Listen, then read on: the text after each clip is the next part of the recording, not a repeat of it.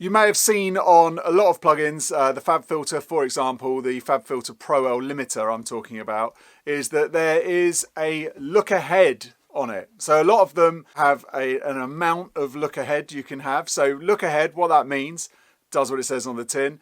It kind of looks in the future in milliseconds at what's coming next, and then it will change its settings based on what is coming next. The way that this is used, sometimes I use it if I've got things that are distorting, or I'm finding that I'm having trouble with the limiter because it's hitting the limiter and then that's making it distort. A lot of the times if I put the look ahead on, then it will see that coming and it will adjust itself and not do that distortion.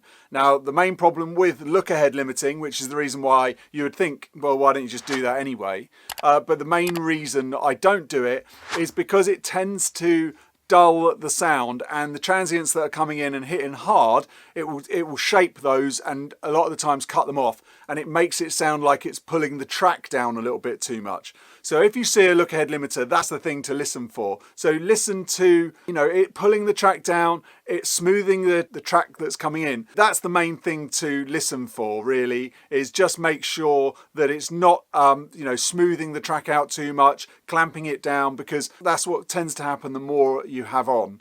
So keep it off as far as you can, always the best thing to do. But then if you start having trouble with the limiting and starts getting a bit distorted, you can do that. But I tend to, before I do it, and a little limiting tip for you, I tend to play with the attack and release times a little bit more, because I find that if I add a little bit more attack on, it's doing that look ahead sort of thing for me, where it's going to grab some of those transients, and then if I let the release off a bit slower, then it kind of holds on to them a bit longer and it's not as dramatic. So play around with the attack and release times before using too much look ahead. Sometimes I use a squidge of look ahead just so that it sort of works out, but just make sure you're listening for it clamping it down too much. So there you go. That's what I know about look ahead limiting. If I've missed something, if you know something I don't, put it in the comments. I'd love to chat to you in there about it. Make sure you like this video. Make sure you subscribe to the channel. See you next time. Goodbye.